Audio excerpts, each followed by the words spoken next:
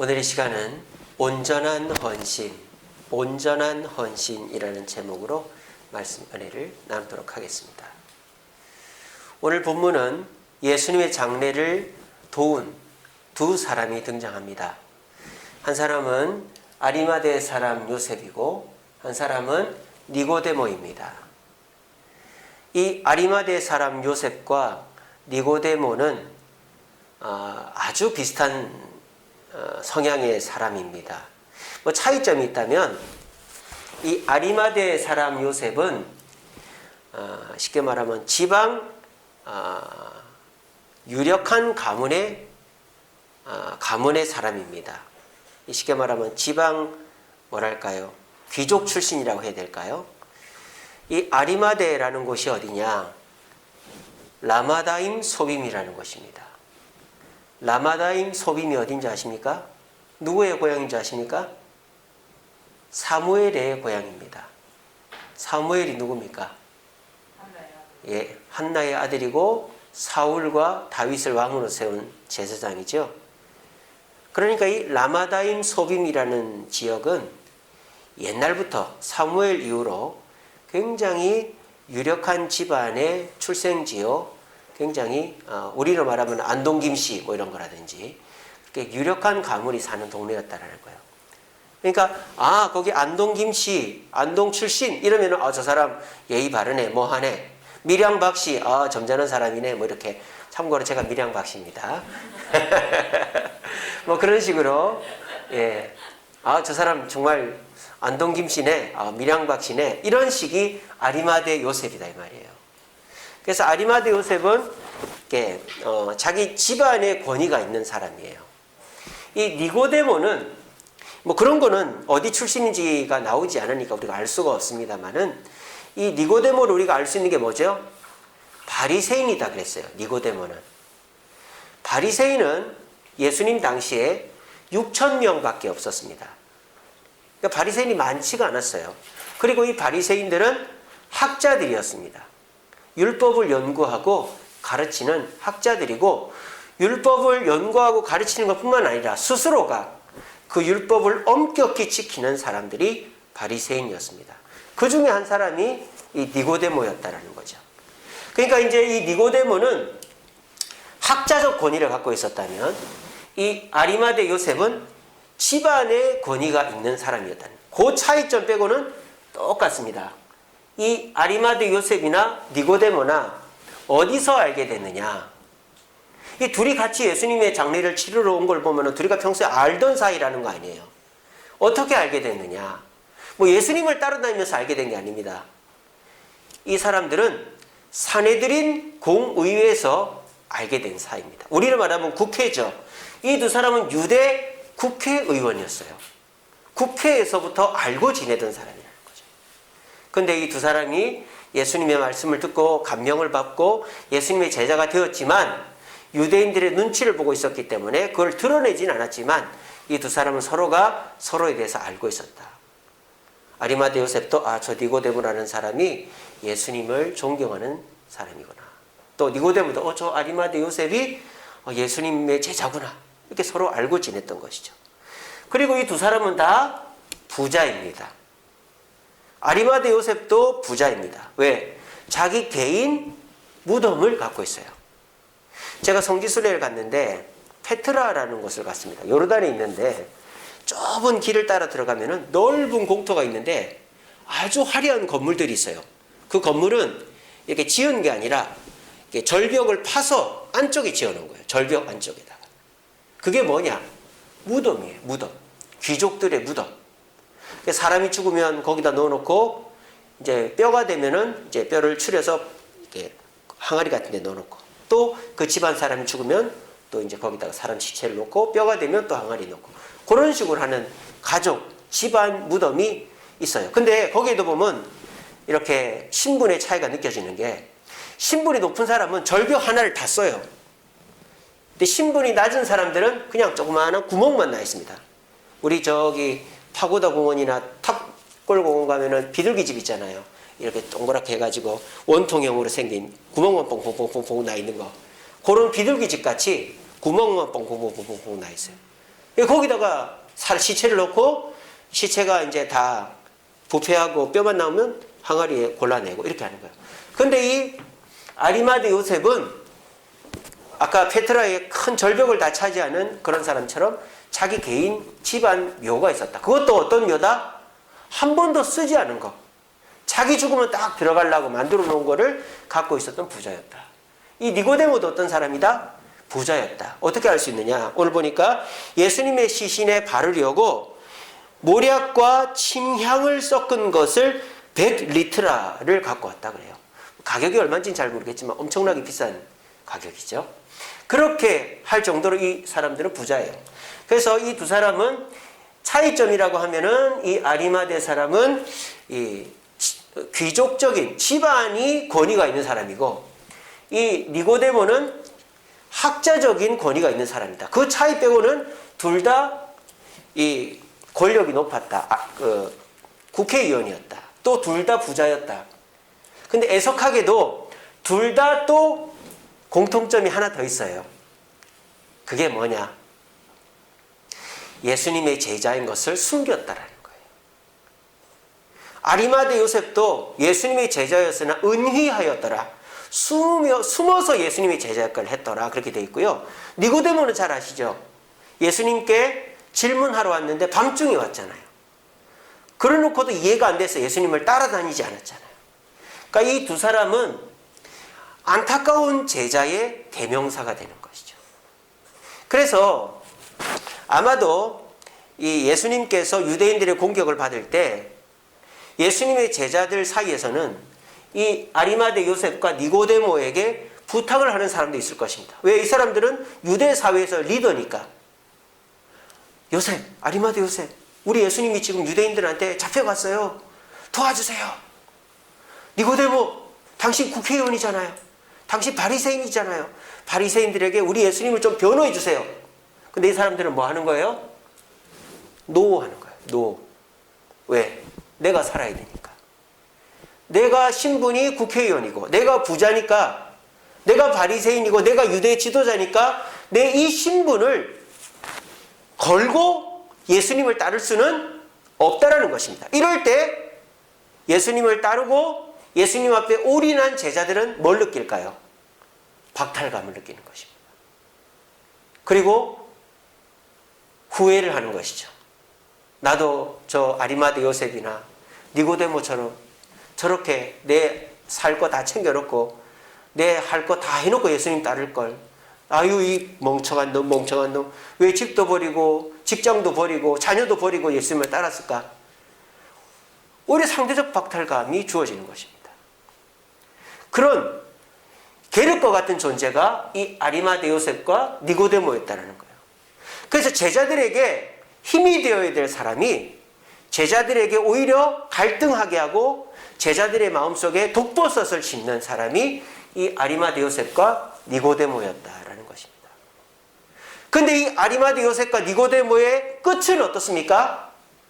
끝은 배신자, 타협자, 예수님을 버린 사람으로 끝났습니까? 아니면 끝이 좋게 끝났습니까? 끝이 좋게 끝났단 말입니다. 온전한 헌신을 하는 사람으로 우리에게 기억되게 되었다는 거예요. 오늘 저는 이 자리에 계신 저와 여러분들이 우리는 이렇게 열심히 하는데, 우리는 새벽기도 나오는데, 우리는 수요기도 금요기도 나오는데, 우리는 내가 먹고 쓸 곳이 없어도 건축원금 하는데, 우리는 내가 몸이 아파도 봉사하는데 저 사람은 뭔가, 저 사람은 뭔가, 이럴 때 상대적 박탈감과 허무함과 후회가 밀려온단 말이에요. 내가 어리석구나. 내가 괜히 이랬다. 그러면서 나도 이제 그만해야지. 이런 마음들이 독버섯처럼 마음에 인다 이 말이에요. 이렇게 이 아리마대 요셉과 니고데모와 같이 주님 앞에 헌신을 하되 자기 살궁리 다 해놓고 노하면서 헌신하는 사람들을 우리가 볼 때에 어떻게 해야만 우리 마음이 상처를 안 받는가? 그 사람도 미워하지 않고 나도 상처받지 않고 주님의 일을 끝까지 온전하게 할 수 있는가를 한번 생각해 보자라는 거예요. 두 번째로는 이 아리마대 요셉과 니고데모와 같은 사람이 있다면 이런 사람은 어떻게 해야 될 것인가? 끝까지 이런 태도로 가면 끝이 안 좋은 사람이 된다. 근데 이 아리마대 요셉과 니고데모도 끝이 좋았단 말이에요. 우리들도 과정 속에서는 주님을 버리고 내 이익을 챙기고 하다가도 끝이 좋으려면 어떻게 해야 되는가에 대해서 오늘 말씀을 나누기를 원합니다. 그래서 지금 주님 앞에 올인하고 있는 사람이든 주님을 피해서 내 건강, 내 피곤, 내 물질, 내 가족을 먼저 챙기는 사람이건 결론적으로는 온전한 헌신을 하여 끝이 좋으려면 우리가 어떻게 해야 되는가를 세 가지로 생각해 보고자 합니다. 그래서 우리가 나는 열심히 하는데 열심히 안 하는 사람을 미워할 필요도 없고 또 아이고 내가 주님이 부르시는데 이 정도밖에 안 하고 나는 이미 글렀어 이런 마음을 가질 필요도 없고 우리는 주님이 부르실 때 기회를 놓쳤어도 주님이 또 부르신다면 그때 주님의 부름 앞에 내가 여기 있사오니 나를 보내소서 하며 나아가면 이렇게 아리마대 요셉과 니고데모처럼 끝이 좋은 온전한 헌신을 하는 헌신자들이 될 수 있다는 거예요. 그래서 오늘 이 자리에 계신 분들은 나는 헌신하는데 저 사람 뭐고 저런가 이런 독보석과 같은 마음이 한 분도 없기를 바라고 또 내가 주님 앞에 더 열심히 할 수 있는데 내 형편과 이익을 챙기느라고 한 발 빼고 있는 사람이 있다면 그래 아리마대 요셉과 니고데모처럼 내가 다시 정신을 차리고 끝이 좋게 다 된 밥에 코 안 빠뜨리게 끝이 좋은 마무리를 잘해야지. 그런 다짐을 하면서 우리 모두 주님께 칭찬 듣고 사람들에게도 영원토록 훌륭한 분이라고 기억될 수 있는 저와 여러분들 되시기를 간절히 바랍니다. 자, 그러면 첫 번째로 이 아리마대 요셉과 니고데모가 마지막에 나타나 예수님의 장례를 치러준 이 사건을 통해서 우리가 깨달을 수 있는 첫 번째는 이것입니다. 같이 읽어봅시다. 시작. 주님의 일은 반드시 이루어진다. 주님의 일은 반드시 이루어진다는 거예요. 네. 자, 지금 이 상황을 보세요. 예수님께서 십자가에 달리십니다. 제자들은 다 도망을 쳤습니다. 그 밑에는 예수님의 어머니 마리아와 막달라 마리아와 사도 요한밖에 없습니다. 아무 힘도 아무 권한도 없는 사람들입니다. 근데 예수님이 돌아가셨어요. 내일은 안식일이기 때문에 시체를 십자가에 둘 수가 없어요. 자, 그러면 어떻게 되는지 아세요? 골고다 언덕 밑에가 뭔지 아십니까? 골짜기입니다. 바로 흰놈의 골짜기라는 곳입니다. 흰놈의 골짜기. 자, 이렇게 예루살렘이 이렇게 있으면은 여기가 시온산이고 여기가 모리아산이에요. 모리아산. 성전이 있는 모리아산. 그러니까 예루살렘은요, 모리아산, 시온산이 묶여가지고 예루살렘이에요. 성이에요. 그리고 이 모리아산 건너편에 감람산이 있습니다. 그래서 이 감람산과 모리아산 사이의 골짜기가 기드론 골짜기예요. 여기는 좋은 골짜기예요. 사람도 다니고 아주 최고 비싼 공원 묘지가 기드론 골짜기에 있어요. 지금도 성지순례 가면 감람산에서 성전산을 바라보면 반짝반짝하는 석관이 있어요. 거기가 바로 기드론 골짜기 공원 묘지입니다. 왜 그렇게 해놨느냐? 유대인들은 예수님 재림하시면 제일 먼저 부활하는 것이 그 기드론 골짜기 공원 묘지에 있는 사람들이다. 그래서 거기서 부활한다. 근데 모리아산과 이 다윗성이 있었던 시온산을 이렇게 관통하는 것이 이쪽에 있는 것이 기드론 골짜기인데 이쪽에 있는 게 뭐냐? 흰놈의 골짜기입니다. 이쪽이 흰놈의 골짜기는 뭐냐? 쓰레기장입니다. 쓰레기장. 쓰레기 갖다 버리고 시체 갖다 버리고 쓰레기 시체를 갖다 버리는 것이 흰놈의 골짜기예요. 흰놈의 골짜기 위쪽에 뭐가 있느냐? 골고다가 있어요. 예수님 달리신 십자가. 그러니까 예수님이 만약에 아무도 예수님을 수습하려고 하지 않으면은 그 시체는 어디로 가요? 흰놈의 골짜기로 가요. 그러면 어떻게 됩니까? 부활을 해도 믿어줄 사람이 없는 거예요. 예수님의 이 십자가 사역 전체가 망가지게 생긴 거예요. 끝이 망가지게 생긴 거예요. 그러니까 지금 제가 합리적인 상상을 해보면 예수님의 어머니 마리아는 막 속이 타는 거예요, 지금. 우리 아들 저렇게 허망하게 갔지만은 어떻게 장례라도 치러야 되는데 군인들 무섭고 돈도 없고 아무것도 없으니까 어떡하나 막 옆에 있는 애꿎은 요한한테만 요한 우리 아들 예수 좀 너희 스승님 예수 좀 어떻게 좀 해봐. 어떻게. 요한이 뭘 할 수가 있는 거야. 제일 어린 제자인데 큰 제자들은 다 도망가 버리고 요한도 아유 어머니 제가 뭘 어떻게 해요 막 이러고 있는 거예요. 그러니까는 아무도 도와줄 사람이 없는 거예요. 예수님의 십자가 사역은 처참하게 끝날 위기에 처했습니다. 근데 이때 누가 나타난 겁니까? 전혀 생각지도 못한 사람이 나타났어요. 예수님을 도와달라고 그렇게 부탁을 해도 노하던 아리마대 요셉과 니고데모가 나타나가지고 당당하게 빌라도에게 가서 예수의 시체를 나에게 주시오. 아이 그 사람이 그랬던 사람이 아닌데 말이죠. 그래서 시체를 받아가지고 그 시체를 들고 가니까 세상에 니고데모가 침향과 모량을 섞은 걸 가지고 와서 예수님의 시체를 수습해 주는 거예요. 이런 역사가 일어난 것입니다. 하나님은 성경에 뭐라고 됐습니까? 돌을 들어서라도 찬양받으신다고 그랬습니다. 하나님의 일은 사람에 의해 좌지우지되지 않는다는 사실을 굳게 믿으시길 바랍니다. 그래야 여러분들이 시험에 안 들어요. 나는 이렇게 하는데 저 사람은 왜 저런가? 저 사람 충분히 할 수 있는데 왜 저거밖에 안 하나? 그럼 내가 시험에 든단 말이야. 근데 그 사람은 아무렇지도 않아. 우리가 그 사람한테 가서 좀 열심히 좀 같이 합시다. 그러면은 아이고 내가 몸이 아파서 내가 요즘 어려서 그럼 우리가 할 말이 없잖아요. 그 사람은 아무렇지도 않아요. 근데 내가 시험에 드는 거야. 내가 힘드는 거야. 그리고 나도 하기 싫은 거예요. 이게 절망의 독버섯이죠. 그럴 때 그 절망의 독버섯을 이기는 방법이 뭐냐? 주님의 일은 사람에 의해 좌지우지되지 않는다.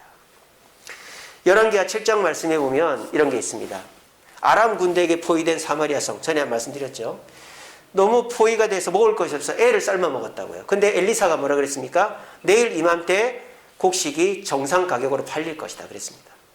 근데 진짜 그 다음날 아람 군대가 도망을 갔어요. 근데 사마리아 성 사람들은 아무도 그 사실을 모르고 있었어요. 그냥 그 다음날도 어제랑 똑같은 줄 알고 누구 애를 삶아 먹을까 그러고 있는 거예요. 아무도 나서질 않는 거예요. 아무도 헌신하지 않는 거예요. 왜? 두려우니까. 빼꼼히 하다 화살 맞을 것 같으니까. 누가 아람 군대가 도망갔다는 사실을 알려줍니까? 문둥이들이 알려줍니다. 하나님이 문둥이들 쓰신 거예요. 문둥이들이 이렇게 주거나 저렇게 주거나 마찬가지인데 아람 군대 가서 음식이라도 좀 얻어먹자. 갔는데 군대 진영이 텅텅 비어 있는 거예요. 이것저것 막 주워 먹어가지고 배를 채운 거예요. 그런데 성령께서 문둥이들에게 역사한 겁니다. 너희들만 먹을 거냐? 저 안에 사람들 굶어 죽는다. 그래서 이 문둥이들이 어떻게 합니까? 우리만 살 게 아니라 성 사람들도 살게 해서 문둥이를 쓰셔서 사마리아 성 사람들을 구원하신 하나님의 역사입니다. 예수님도 그렇죠. 자, 예수님께서 100일이 지났습니다. 베들레헴에서 태어나시고 이제 100일 동안 있다 보니까 노자돈도 다 떨어지고 이제는 고향으로 돌아가는데도 돈도 없는 거예요. 그때 누가 나타나죠? 동방박사가 나타났어요. 황금과 유향과 모략이라는 엄청나게 비싼 보물들을 줍니다. 그리고 그때 마침 헤롯이 예수님을 죽이려고 하자 그 돈을 가지고 어디로 도망을 칩니까? 이집트로 도망을 치는 겁니다. 동방박사는 언제서부터 준비했습니까? 예수님 태어나는 그날부터 준비했습니다. 3개월이 걸려서 저 이란, 이라크 그 땅에서 3개월 동안 밤에만 이동해서 100일 되던 때에 주님께 도착한 것입니다. 이처럼 주님은 누구를 통해서든지 무엇을 통해서든지 자신의 일을 이루신다는 것입니다.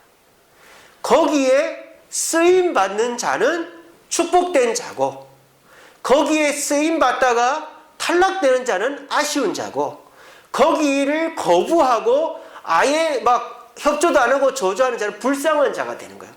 우리가 그렇게 생각하면 어떻게 됩니까? 내가 시험에 들지 않게 되는 것입니다. 그런 마음을 우리 가집시다. 요즘같이 다 나몰라라 하고 자기 살궁리만 하고 그래서 그렇게 하는 것이 정상적으로 평가되어지는 시대 속에서 열심히 하는 사람은 시험 들 수밖에 없어요. 낙심할 수밖에 없어요. 하지만 주님이 이 아리마대 요셉과 니고데모를 들어서 주의 십자가 사역을 완성하실 거라고 아무도 예상을 못했거든요. 그 일이 이루어지고 제자들이 얼마나 부끄러웠겠습니까?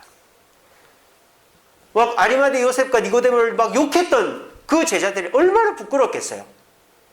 그렇게 노하고 자기 살궁림 하던 저 아리마대 요셉과 니고데모를 주님이 쓰셨구나. 그렇게 될 것입니다. 여러분들이 주님을 지금 섬기고 있는 거 조금만 지나보십시오. 여러분들의 그 섬김이 얼마나 귀하고 얼마나 칭송받을 것인가는 조금만 지나보면 합니다. 그리고 그 칭송의 자리를 잘 가다가 자기 형편 따라서 이탈해버린 사람이나 또는 아예 그 자리를 비난하면서 잘 되나 보자, 넌 잘 안 될 거다, 그렇게 저주했던 사람들이 결국은 우리를 부러워하게 될 것이고 자기들이 땅을 치며 후회하게 될 것입니다. 왜? 주님은 누구를 통해서든 주님의 일을 이루시기 때문입니다.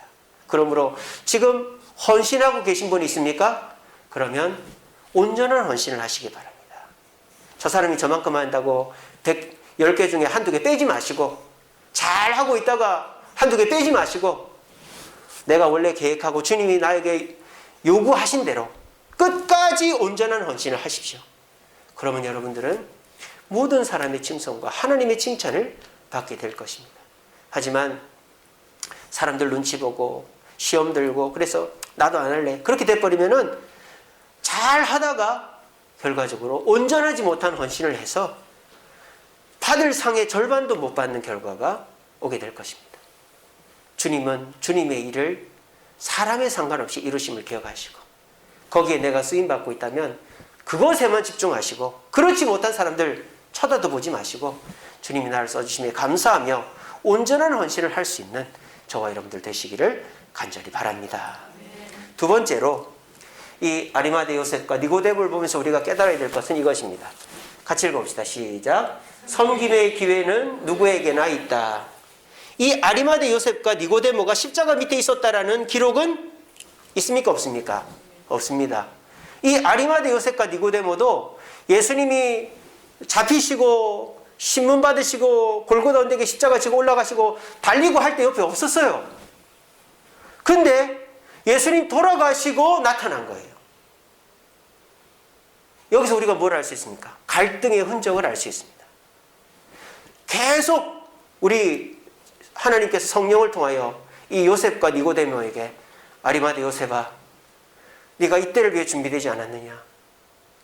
네가 지금 나서야 된다. 아이고 주님, 저는 그렇게 하면은 제 가문이 욕을 먹고 제 집안이 유대 사회에서 쫓겨납니다. 이 집안이 어떤 집안인데, 라마다빔 소빔에서 사무엘이 태어난 고향에서 지금까지 지켜온 뼈대 있는 집안인데 제가 유대교를 버리면 우리 집안이 거덜납니다. 얼마나 갈등을 했겠어요. 이 니고데모, 성령께서 니고데모야, 네가 이때 나서지 않겠니? 했을 때에 이 니고데모도 얼마나 갈등했겠어요. 아이고 주님, 제가 바리새인인데, 바리새인들은 공식적으로 예수는 메시아가 아니다고 규정했는데 제가 예수가 메시아다고 해버리면 제가 지금까지 가르친 게 거짓이 돼버리는데요. 얼마나 갈등을 했겠어요. 예수님 십자가에 달려 죽기 직전까지 이들은 갈등을 했을 것입니다. 근데 이들은 기회를 잡았습니다. 마지막에 예수님의 십자가 사역에 헌신할 수 있는 기회를 잡았습니다. 그것은 누구 때문일까요? 이 아리마대 요셉과 니고데모 때문일까요? 아닙니다.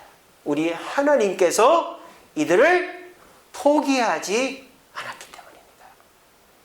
이들을 끝까지 주님의 제자로 주님께 온전한 헌신을 하게끔 이끌려고 끝까지 헌신을 했던 것입니다. 우리들도 어떤 일을 할 때에 누군가에게 부탁을 합니다. 좀 도와주세요. 근데 그 사람이 노했습니다. 기분이 나쁘죠. 도와달라 했는데 내가 저 사람이랑 상종을 하나 봐라. 그렇게 해버리면 안 되는 거예요.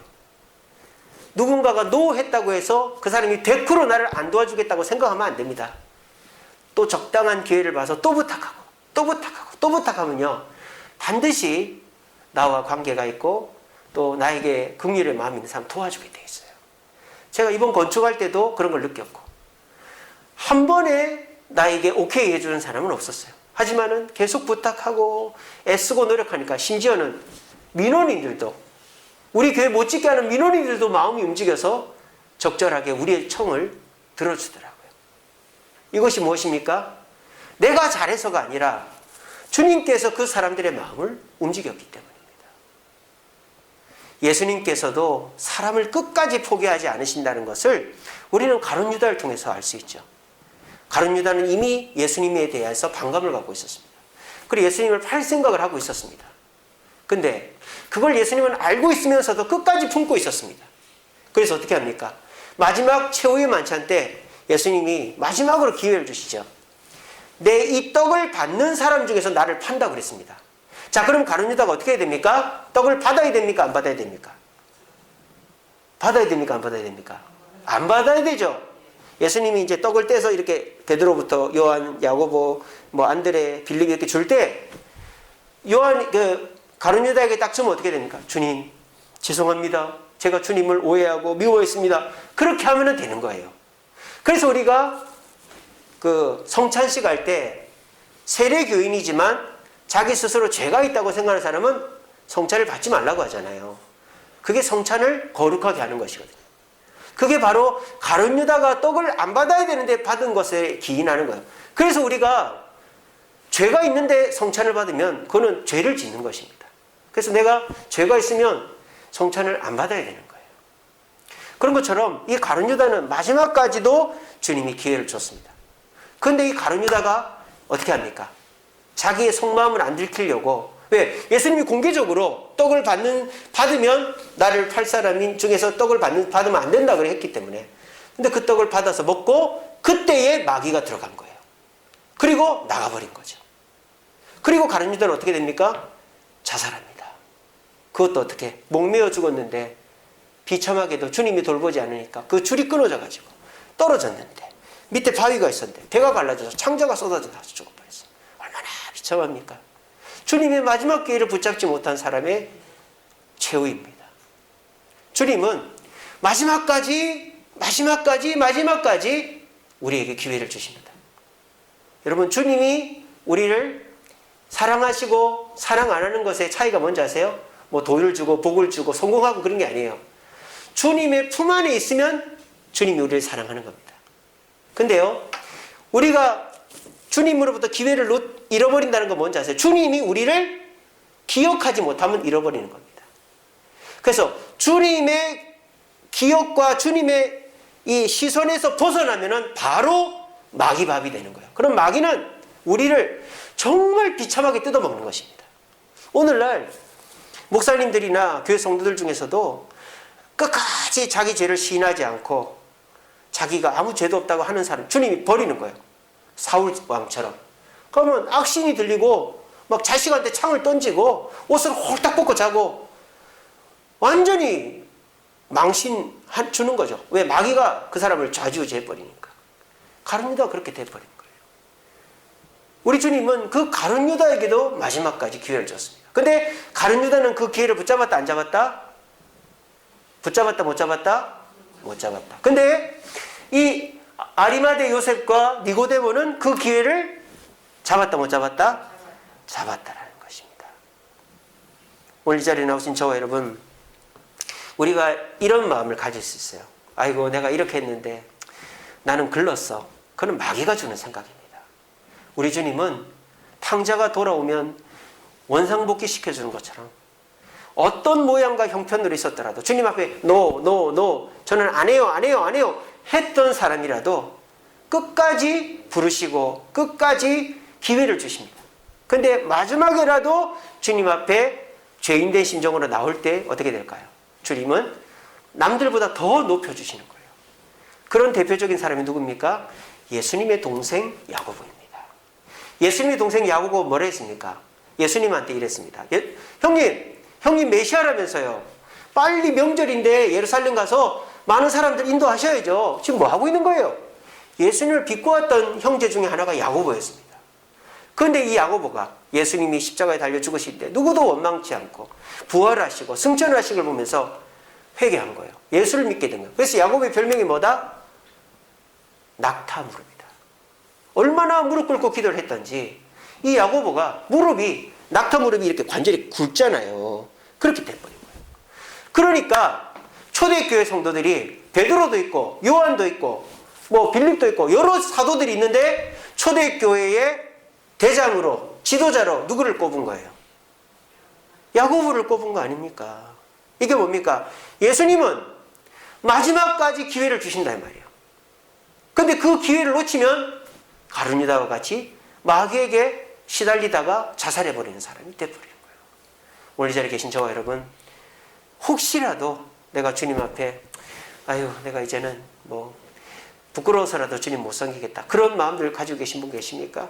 또 여러분들 주변에서 내가 이제 새벽기도도 못 나가고 금요기도도 뭐 봉사도 안 하고 뭐 이것도 못 하니까 내가 교회 나가서 또 뭐해? 이런 마음 갖고 계신 분 있다면 이 얘기를 해주세요.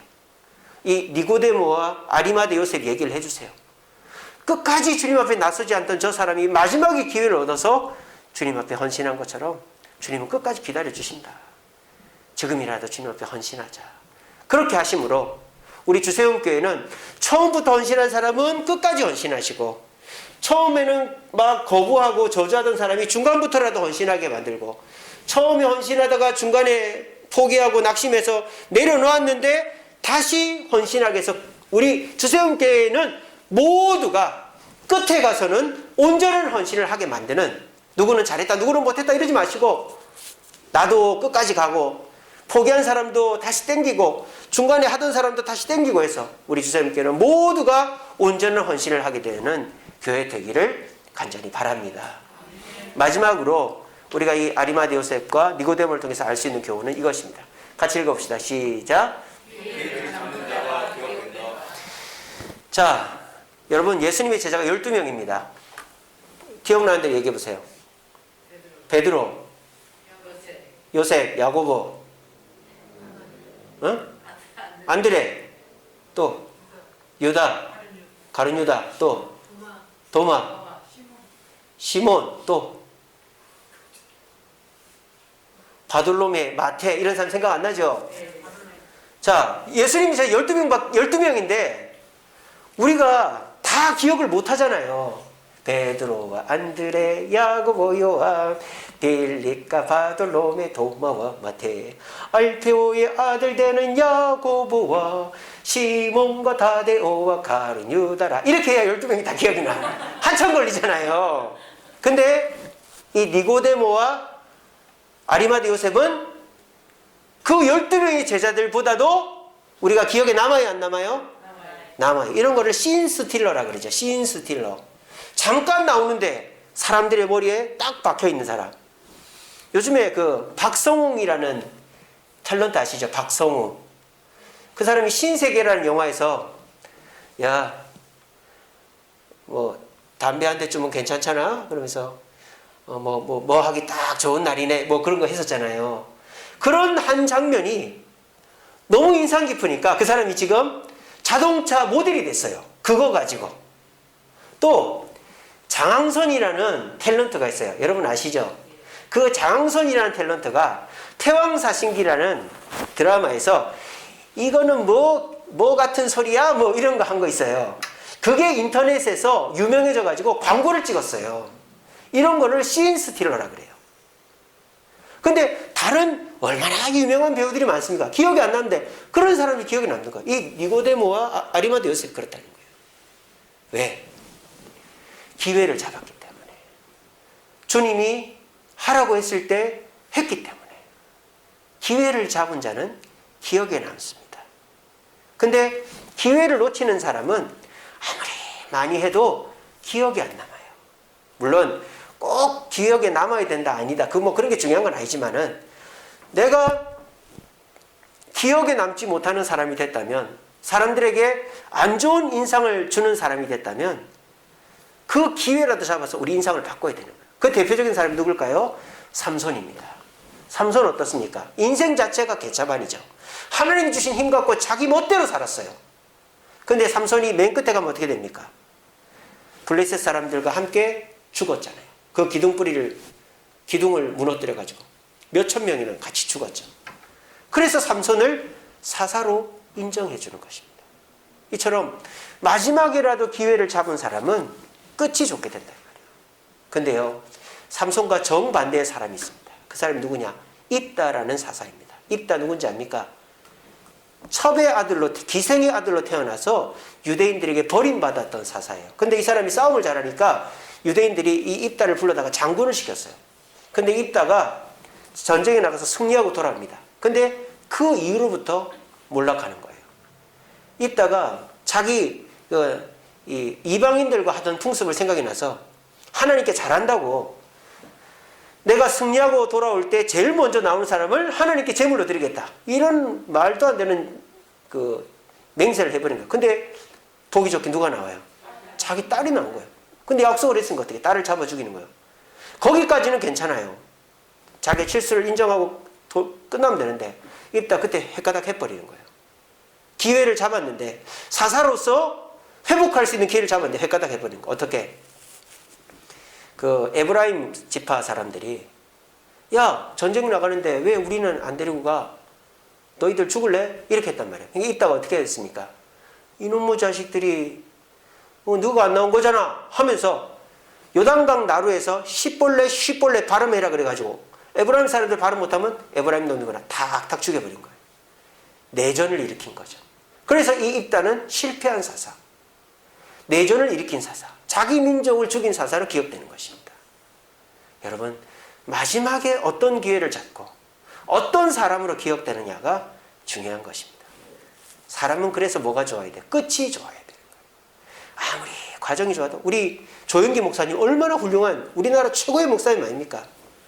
끝이 너무 안 좋잖아요. 자식들 잘못 간수하고 부인하고 사이가 안 좋아가지고 결국 그래서 지금 명함도 못 내밀잖아요. 우리 이번에도 전병욱 목사님 3.1교회 10,000명 넘게 목회하던 목사님이 자기 교회 청년들 성추행해가지고 쫓겨났잖아요. 그래가지고 세운 교회가 홍대 새교회입니다. 지금 한 600-700명 모인다 그래요. 참 정신없는 성도들이죠. 거기 가서 예배 드리고 앉아있어요. 근데 거기에서 지금 확진자가 100명이 넘게 나와버린 거예요. 참 목회를 하려면 조용히 하지. 그래서 또 온 한국교회 욕을 먹이고 있는 거예요. 여러분 그렇게 기억되면 안 되잖아요. 끝이 좋아야 되는 거예요.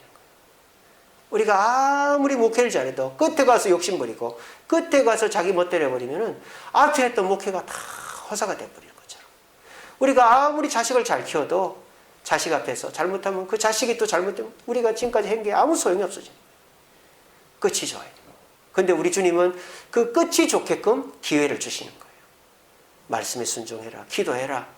네 그 습관을 고쳐라. 그럴 때 아멘 하고 니고데모나 아리마데우스처럼 순종하면 우리의 끝은 좋고 12제자가 누군지를 모르는데 이 니고데모 아리마데 요셉은 기억이 되고 우리가 설교 시간마다 듣게 되는 것입니다.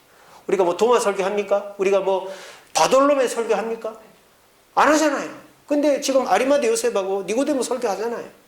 이게 무엇입니까? 우리가 과정이 어렵고 힘들고 잘못했어도 마지막에 기회를 잡는 자가 기억된다. 우리 모두 입다처럼 끝이 좋지 못한 사람, 조영기 목사님처럼 전병호 목사처럼 끝이 좋지 못한 사람 되지 마시고 삼손처럼 니고데모나 아리마데 요셉처럼 끝에 주님 주시는 기회를 잡아 끝이 좋은 인생 사시는 저와 여러분들 되시기를 간절히 바랍니다.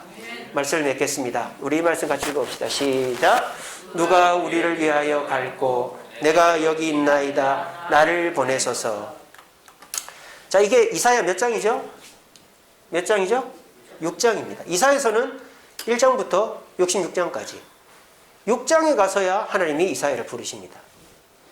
자, 이사야가 주님의 선지자로 활동을 시작했습니다만 이사야가 물론 그전에도 주님의 뜻으로 사역을 했겠지만 자기의 열심으로 하는 사역과 주님이 불러서 하는 사역에는 큰 차이가 있다는 것이죠.